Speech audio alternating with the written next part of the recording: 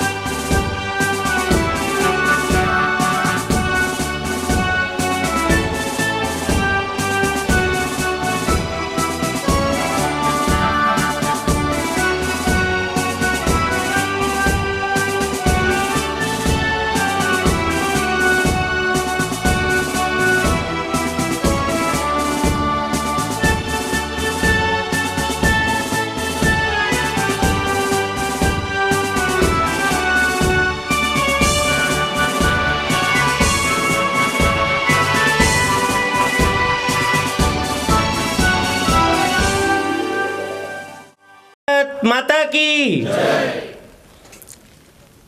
नमस्कार। अमृत महोत्सव के रूप में पूरे विश्व के भारतीय नागरिकों के द्वारा मनाए जा रहे 76वें स्वतंत्रता दिवस के अवसर पर आप सभी स्नेही जनों को, आपके मित्रों व परिवार के सभी सदस्य को अमृत तुल्य ढेरों शुभकामनाएं। आज यानी 15 अगस्त 2022 को भारत आज़ादी के 75वें साल पूरे करेगा, वह 76वें साल में प्रवेश करेगा। इस महोत्सव को हम सभी भारतीय अमृत महोत्सव के रूप में मना रहे। अमृत महोत्सव समारोह की शुरुआत 12 मार्च 2021 से शुरू हुई और 75 सप्ताह की उल्टी गिनती के बाद इस साल 15 अगस्त 2022 को समाप्त होने जा रहा है। जब जब हम राष्ट्रीय ध्वज फहराते हैं, जीवंत रंगों वाला तिरंगा आसमान के ऊपर पंख फैलाता है। ये रंग केसरिया, सफ़ेद और हरा है। जीवंत केसरिया साहस और बहादुरी का प्रतीक है। स्वच्छ सफ़ेद रंग सद्भाव और शांति का प्रतीक है और हरा रंग समृद्धि और विश्वास का प्रतीक है। इन रंगों के बीच एक अशोक चक्र उकेरा गया है जो 24 किलो से अंकित है। शांति, प्रेम, शौर्य और सद्भाव का प्रतीक भारतीय तिरंगा वीरता और साहस का प्रतीक है। विशेष में इस साल हम हर घर तिरंगा कार्यक्रम भी बना रहे हैं। आज़ादी के अमृत महोत्सव के उपलक्ष्य में लोगों को तिरंगा घर लाने और भारत की आज़ादी के 75वें साल वे वर्ष को चिन्हित करने के लिए, इसे पहराने के लिए, प्रोत्साहित करने के लिए ये एक बहुत बड़ा अभियान है। आम नागरिकों की सुविधा के लिए हाल ही में 20 जुलाई 2022 को भारत सरकार ने भारतीय झंडा संहिता में संशोधन किया है, जिसे राष्ट्रीय ध्वज अब खुले में या जनता के किसी सदस्य के घर दिन और रात दोनों समय फहराया जा सकता है। इस संशोधन से पहले केवल सूर्योदय और सूर्यास्त के बीच में ही तिरंगा फहराया जा सकता था। कार्यक्रम का मकसद लोगों के दिलों में देशभक्ति की भावना को जगाना और भारतीय राष्ट्रीय ध्वज के बारे में जागरूकता को बढ़ावा देना है। भूतकाल में ध्वज के साथ हमारा संबंध व्यक्तिगत से अधिक औपचारिक और संस्थागत रहा है। स्वतंत्रता के 75वें वर्ष में एक राष्ट्र के रूप में ध्वज को सामूहिक रूप से घर लाना न केवल तिरंगे से व्यक्तिगत संबंध स्थापित करना है, बल्कि यह राष्ट्र निर्माण के प्रति हमारी प्रतिबद्धता का प्रतीक भी बन जाता है। यह महोत्सव भारत के उन लोगों को समर्पित है जिन्होंने न केवल भारत को अपनी विकासवादी यात्रा में लाने में महत्वपूर्ण भूमिका निभाई है, यह महोत्सव उन लोगों को भी समर्पित है जो स्वतंत्रता सेनानी के अलौकिक दृष्टिकोण को हकीकत में बदलकर उनके गौरवशाली इतिहास को और गौरवमयी बनाने की अपार शक्ति और क्षमता रखते हैं। मैं हर वर्ष किसी न किसी राज्य के स्वतंत्रता संग्राम की चर्चा करता आया हूँ। इस वर्ष में इस देश के 15वें माननीय राष्ट्रपति द्रौपदी मुर्मू जी के जन्म कर्म भूमि के राज्य ओडिशा की चर्चा करना चाहूँगा। उसका उद्देश्य हमारे देश में गए बहादुर दिलों को याद करते हुए पीढ़ियों को एक नए आत्मनिर्भर भारत की ओर बढ़ने के लिए प्रेरित करना है। उससे पहले मैं राष्ट्रपिता गांधी, लौह पुरुष सरदार सुभाष चंद्र बोस जैसे हमारे गणमान्य शहीदों को श्रद्धा सम्मान अर्पण करता हूँ। मैं सर्वप्रथम भारत के सबसे कम उम्र के शहीद बाजी राउत को नमन करना चाहूँगा, जिसके बलिदान ने देश को हिलाकर रख दिया। बाजी राउत ओडिशा में जन्मे थे। जब बाजी राउत को पता चला कि ब्रिटिश पुलिस आंदोलनकारियों पर गोलियां चला रहा कर वहां से भागने की कोशिश कर रही है, तो 13 वर्षीय बाजी राउत ने इन सिपाहियों की बंदूकों से बिना डरे संघर्ष किया व अदम्य साहस से उन्हें अंतिम सांस तक रोक भी रखा। मैं ओडिशा के अन्य स्वतंत्र सेनानियों जैसे कि फकीर मोहम्मद सेनापति, मधुसूदन दास, गोपाबंधु दास, नीलकांत दास, विश्वनाथ दास, कृष्णचंद्र देव, अर्थराम देव, बिजू पटनायक, चंद्रशेखर बेहरा, सामंता चंद्रशेखर, हरे कृष्ण मेहता, राधानाथ गंगाधर मेहर, राजेंद्र नारायण सिंह, रामचंद्र भजनदेव आदि स्वतंत्रता सेनानियों एवं योद्धाओं को नमन करना चाहूँगा। माननीय द्रौपदी मुर्मू जी के राष्ट्रपति चुनने का हर्ष यूं तो संपूर्ण देश में है, लेकिन दक्षिण गुजरात जो कि आदिवासी बाहुल्य क्षेत्र है, ऐसा महसूस करता है जैसे इसी क्षेत्र की कोई प्रतिभा इतनी ऊंचाई तक पहुंच पाई है। नवसारी कृषि विश्वविद्यालय में भी आदिवासी समाज के 115 कर्मचारी विभिन्न पदों पर कार्य करते हैं एवं यह उनके साथ पूरे नवसारी कृषि विश्वविद्यालय के हर्षोल्लास का विषय है। अभी वर्तमान में गुजरात सहित पूरे भारत की युवा पीढ़ी कॉमनवेल्थ खेलों में हमारे देश को गौरवान्वित कर रही है। इन खिलाड़ियों ने न केवल हमारा दिल जीता है, बल्कि हमारी युवा पीढ़ी को भी प्रेरित किया है। यह एक 21वीं सदी का भारत है जो हर क्षेत्र में अपना सर्वश्रेष्ठ प्रदर्शन कर रहा है। हमारे सपनों और आकांक्षाओं को पूरा करने में हमें कोई बाधा नहीं रोक सकती। हमारी ताकत हमारी जीवन शक्ति है। हमारी ताकत हमारी एकजुटता है। हमारी जीवन शक्ति पहले राष्ट्र की भावना है। यह साझा सपनों का समय है। यह साझा संकल्प का समय है। यह साझा प्रयासों का समय है और यह समय जीत की ओर बढ़ने का भी है। पिछले 2 वर्ष से इस विश्व में कोरोना वायरस जैसी भयंकर त्रासदी को सहा है, लेकिन हमारे वैज्ञानिकों की सूझबूझ अथक प्रयास के कारण इस बीमारी के बचने के लिए बहुत ही कम समय में टीके का विकास किया जा सका था। समस्त देशवासियों के सहयोग, राजनीतिक व प्रशासनिक कुशलता के कारण पूरे देश के लोगों का सही समय पर टीकाकरण कर इस भयंकर त्रासदी पर काबू पाया जा सका है। देश ने अभी तक 200 करोड़ टीकाकरण का एक लक्ष्य भी हासिल किया है। मैं हमेशा से कहता आया हूँ कि इस जीवन में हमें सतत परीक्षाएं देनी ही पड़ती है। एक समस्या जाती है तो दूसरी समस्या आती है, पर कभी समस्याएं खत्म नहीं होती। हाँ, इसका प्रकार जरूर बदलता रहता है। हमें हमेशा अपने आप पर विश्वास रखना है व सतत प्रयास भी करते रहना है। कोरोना वायरस की त्रासदी के जख्म को अभी पूरे तरह भरे नहीं कि मवेशियों में होने वाले लंबी वायरस की बीमारी ने हमारी नींद उड़ाकर रख दी है। कोई भी परिस्थितियां हो, हमें हिम्मत और हौसले से काम लेना चाहिए। मुझे पूरी उम्मीद है कि इस समस्या का समाधान भी शीघ्र हो जाएगा। देश के वैज्ञानिक व पशु चिकित्सक किसानों के साथ मिलकर इस समस्या से निजात पाने के लिए सतत प्रयासरत है।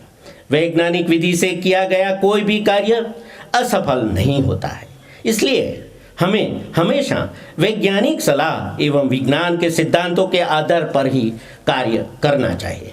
हमारा पड़ोसी देश श्रीलंका भी कठिन परिस्थितियों से गुजर रहा है एवं वैज्ञानिक सूझबूझ व दृष्टिकोण की कमी के कारण वहाँ मानव जनित समस्याएं उत्पन्न हुई है। मित्रों, हमें हमेशा दूरदृष्टि एवं वैज्ञानिक सिद्धांतों पर कार्य करना चाहिए। इन दिनों हम प्राकृतिक खेती के बारे में काफ़ी सुन रहे हैं। प्राकृतिक खेती रसायनों से मुक्त होने के कारण सुरक्षित है। हमें निश्चित रूप से एक ऐसी खेती के सिद्धांत की तुरंत आवश्यकता है जो मिट्टी, जलवायु व जीवन के प्रति सुरक्षित हो, साथ ही साथ इस विश्व की बढ़ती हुई आबादी का पोषण करने में भी सक्षम हो। याद रखिए, भारत सरकार की महत्वाकांक्षी योजना food and nutrition security mission तभी संभव है जब हम लगातार कम हो रहे प्राकृतिक संसाधनों में भी पोषक तत्वों से भरपूर उचित मात्रा में खाद्य सामग्री का उत्पादन कर सके।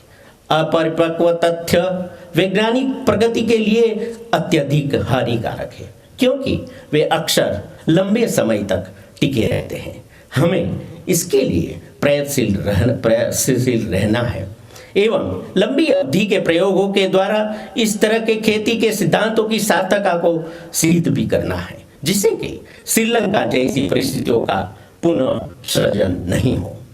अभी कुछ दिनों पहले नवसारी में भारी बारिश के कारण काफी भयानक बाढ़ का सामना करना पड़ा था। नवसारी के आसपास के मानव व पशु जीवन एवं फसलों के लिए यह एक काल के समान था। एक बार पुनः यहाँ के लोगों ने एकता व साहस का परिचय देते हुए एक दूसरे के सहयोग से उस कठिन परिस्थिति से बाहर निकले हैं। नवसारी कृषि विश्वविद्यालय ने अपने विभिन्न केंद्रों से पशुओं के लिए तुरंत घास चारे की व्यवस्था कर आसपास के इलाकों में जहाँ जहाँ उसकी जरूरत थी पहुँचाने का कार्य भी किया था। मैं इन कार्य में संलग्न सभी नवसारी विश्वविद्यालय के परिवार के सदस्यों का तहे दिल से आभार प्रकट करता हूँ। नवसारी के कई केंद्रों के आसमान से गिरे इस बारिश रूपी काल के कारण नुकसान उठाना पड़ा है। हमारे कई महत्वपूर्ण संसाधनों का भी काफ़ी नुकसान पहुंचा है। मुझे पूर्ण रूप से विश्वास है कि हमारे वैज्ञानिक एवं अन्य साथी इस परिस्थितियों से बिना आत्मविश्वास खोए पहले अधिक ऊर्जा एवं समन्वय से कार्य करते हुए उन संसाधनों को पुनः प्रतिस्थापित कर अपने कार्य को पूर्व की तरह सुचारू रूप से कर पाएंगे। मुझे लगता है कि जब आप पूरे समर्पण से कोई सपना पूरा करना चाहते हैं तब कुछ भी असंभव नहीं है। हो सकता है कि कोई आपको हतोत्साहित करने के लिए कहे कि आप यही नहीं कर सकते, आपके पास वो क्षमता नहीं है जो इसके लिए आवश्यक है, लेकिन अगर आपके दिल में है, आप इसे महसूस करते हैं, आप पूरे समर्पण से कार्य करते हैं, तो ऐसा कुछ भी नहीं है जो आपको आगे बढ़ने से रोक सके। आप सूरज की तरह हैं, कोई आपको अवरोध नहीं कर सकता। आप चाहोगे तो जरूर चमकोगे। हम किसी भी वस्तु से जब तक नहीं जुड़ सकते, तब जब तक हम पूर्ण रूप से ये सत्यापित नहीं कर ले कि हमारा जुड़ाव किसी उच्च श्रेणी की वस्तु से हो रहा है। इसी प्रकार कोई भी व्यक्ति यदि किसी विश्वविद्यालय से जुड़ना चाहता है, तो सबसे पहले वह यह सत्यापित करना है कि यह विश्वविद्यालय उच्च श्रेणी का है या नहीं। इसका सुनिश्चित करने के लिए यह विश्वविद्यालय किसी मान्यता प्राप्त एजेंसी द्वारा एक्रेडिटेड है या नहीं। इसके लिए कठोर स्वमूल्यांकन और समग्र शैक्षिक गुणवत्ता एक स्वतंत्र और वस्तुनिष्ठ मूल्यांकन की आवश्यकता है। एक्रेडिटेशन यानी गुणवत्ता आश्वासन और निरंतर गुणवत्ता वृद्धि के प्रति प्रतिबद्धता पर जोर देता है। मुझे ये घोषणा करते हुए हर्ष हो रहा है कि नवसारी कृषि विश्वविद्यालय ने इस वर्ष ICAR के द्वारा किए गए एक्रेडिटेशन में विश्वविद्यालय के सभी महाविद्यालय को एक्रेडिटेशन कराने की सफलता हासिल की है। निश्चित रूप से यह एक अच्छा मुकाम है, जो कि आप सभी लोगों की मेहनत व विश्वविद्यालय के प्रति समर्पण का परिणाम है। मैं आप सभी को इस उपलब्धि के लिए बधाई देता हूँ।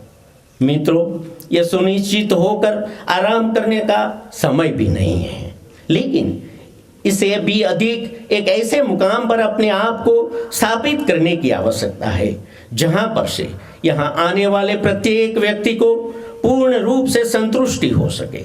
हम और भी अधिक गर्व के साथ में कह सके कि हम नवसारी कृषि विश्वविद्यालय से जुड़े हुए हैं। इसके लिए हमें गहन आत्ममंथन करने की जरूरत है।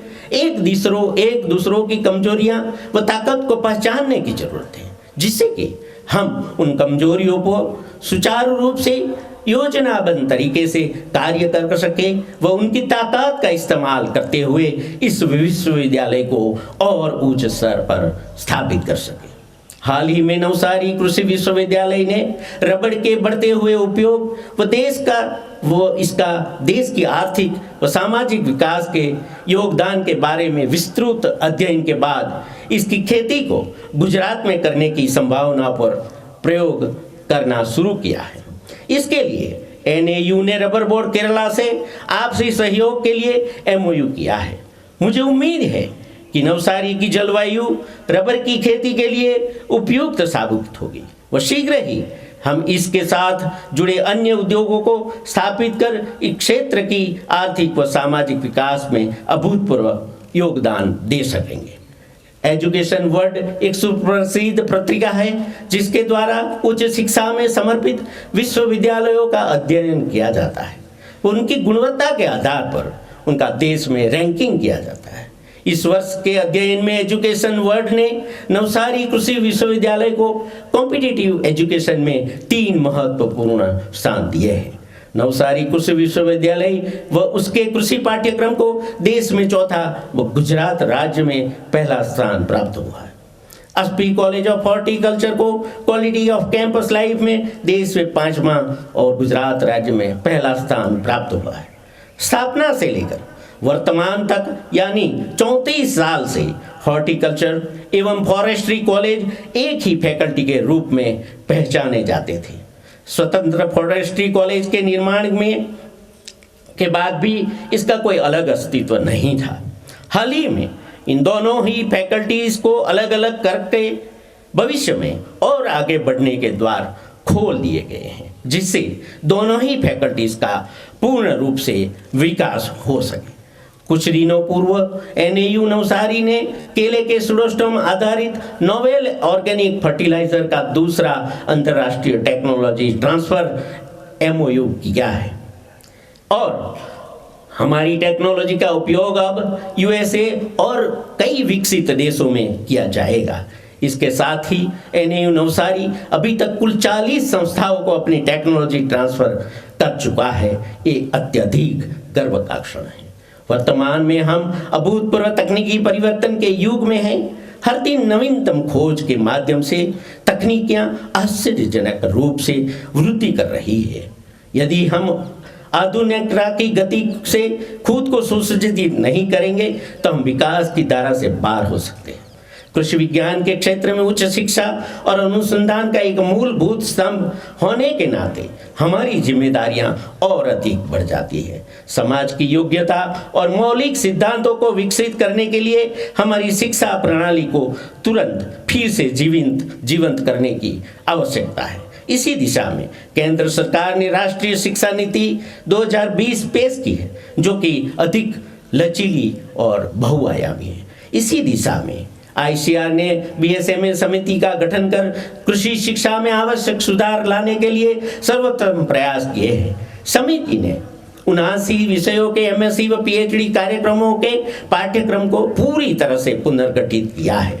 NAU नवसारी ने गुजरात के सभी विश्वविद्यालयों के पाठ्यक्रम को पूरी तरह से सुचारू रूप से गुजरात की आवश्यकताओं को ध्यान में रखते हुए संशोधित करके वो उसे लागू करने में महत्वपूर्ण भूमिका निभाई है। यह पाठ्यक्रम इसी वर्ष से नए प्रवेश लेने वाले विद्यार्थियों से लागू है। मेरा आप सभी से अनुरोध है कि इन सभी का पूर्ण रूप से अध्ययन कर उसे प्रभावी रूप से लागू करने में अपना योगदान प्रदान करें। संशोधन क्षेत्र में NAU नवसारी नीत नए कीर्तिमान स्थापित कर रहे हैं। हमारे संशोधन की गुणवत्ता में बहुमूल्य वृद्धि हुई है। इस वर्ष हमने 6 नई varieties, 116 new technical program, 50 recommendation किसानों और वैज्ञानिकों को समर्पित किया है। मुझे उम्मीद है कि हमारे वैज्ञानिक और अधिक तत्परता से इस दिशा में कार्य करेंगे। हमने हमारे विभिन्न संशोधन, शिक्षण व प्रसार केंद्र को और अधिक और आधुनिक बनाने का प्रयास किया है। हमारे AICRP ऑन ट्यूबर्स ने 2021-22 के दौरान राजस्व सृजन में उत्कृष्ट प्रदर्शन के लिए प्रशंसा का प्रमाण पत्र प्राप्त किया और प्रथम स्थान प्राप्त किया है। हमारे AICRP on banana, sapota and papaya में गणदेवी सेंटर का सतत दूसरे साल बेस्ट सेंटर अवार्ड मिला है। नवसारी कृषि विश्वविद्यालय भारत के सभी नाहेब कास्ट केंद्र में दूसरे स्थान पर है। SP agri business management institute को मैनेज हैदराबाद द्वारा नोडल ट्रेनिंग सेंटर के रूप में मान्यता प्रदान की है। स्मॉल मिलेट पर AICRP द्वारा 2020-21 की अवधि के दौरान समग्र प्रदर्शन के लिए हिल मिलेट रिसर्च स्टेशन वगई को सर्वश्रेष्ठ प्रदर्शन करने वाले AICRP केंद्र से सम्मानित किया गया है। मैं इन सभी परियोजनाओं से जुड़े वैज्ञानिकों को बधाई देता हूं, वो और आगे बढ़ने की शुभकामनाएं देता हूं। संयुक्त राष्ट्र महासभा ने हाल ही में भारत द्वारा प्रायोजित और 70 से अधिक देशों द्वारा समर्थित एक प्रस्ताव को अपनाया है, जिसमें 2023 को इंटरनेशनल मिलेट ईयर घोषित किया गया है। इस प्रस्ताव का उद्देश्य जलवायु परिवर्तन की कठिन परिस्थितियों में मिलेट के स्वास्थ्य लाभ और खेती के लिए उनकी उपयुक्तता के बारे में जन जागरूकता बढ़ाना है। हमारा हिल मिलेट रिसर्च स्टेशन वगई इस वर्ष को एक बड़े उत्सव के रूप में मनाने के लिए तत्पर है। मुझे उम्मीद है कि इससे मिलेट्स के पोषक तत्वों के गुणों को आम जनता तक पहुंचाने में मदद मिलेगी। आपको जीवन में आगे बढ़ाने के लिए एक अच्छी प्रतिस्पर्धा के से बढ़कर और कोई अधिक प्रोत्साहित करने वाला नहीं है। अच्छी प्रतिस्पर्धा को गले लगाते हुए आप खुद को आश्चर्यचकित रूप से विकास के पथ पर प्रतिस्थापित कर सकते हैं। आपको नए सिरे से आविष्कार करते रहना होगा। आपके पास नित नए प्रतियोगी होंगे, आपके चारों ओर नए प्रशंसक भी होंगे। मेरा मानना है कि जीवन बहुत लंबा है और उसके कुछ हिस्से बेहद खुशहाल हो सकते हैं। आपको भविष्य पर ध्यान केंद्रित नहीं करना चाहिए, क्योंकि उस पर आपका बहुत कम नियंत्रण है। आप केवल यह सुनिश्चित कर सकते हैं कि आप जो कदम उठा रहे हैं वे उस भविष्य की दिशा में जा रहे हैं जो आप चाहते हैं। गलतियां जीवन का एक अहम हिस्सा है। आप केवल उनसे सीख सकते हैं और उन्हें बेंचमार्क के रूप में उपयोग कर सकते हैं कि आपने अपने पहले से कितना सुधार किया है। अंत में मैं इस सत्य को भी दोहराना चाहूँगा कि इस पृथ्वी पर कुदरत द्वारा दी गई कोई भी चीज़ निरर्थक नहीं है। हमें इन सभी चीज़ों का किस तरह उपयोग में लेना है, ये हमेशा सोचना चाहिए। मुझे उम्मीद है कि हम सभी मिलकर उच्च गुणवत्ता के मानकों को निर्धारित करने के दिशा में और अधिक समर्पित भाव से कार्य करेंगे, और ये सभी कार्य करने के लिए मैं हमेशा आपके साथ रहूँगा, ये विश्वास भी मैं दिलाना चाहता हूँ। इसी के साथ मैं एक बार पुनः आप सभी को अपने पूरी परिवार के साथ भारत के 76वें स्वतंत्रता दिवस की हार्दिक शुभकामनाएं देता हूँ। जय हिंद।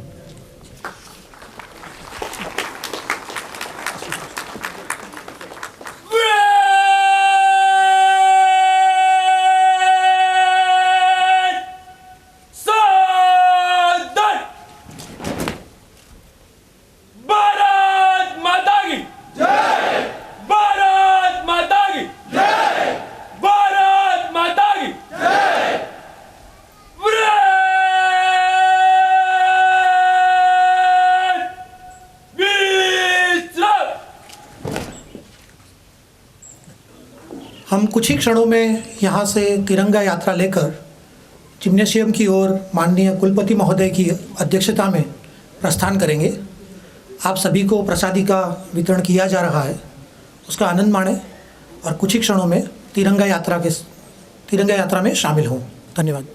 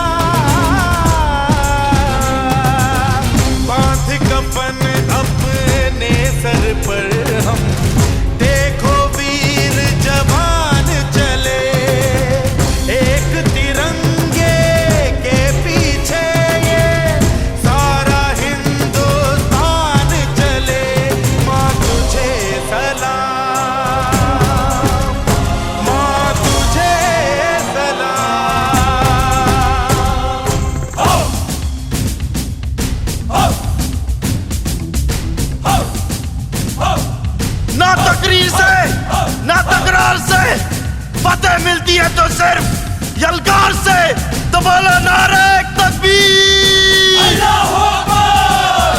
वंदे वंदे मातरम, वंदे वंदे मातरम, वंदे वंदे मातरम, वंदे वंदे। जान हथेली पर रख कर हम अपना सीना तान चले। ओ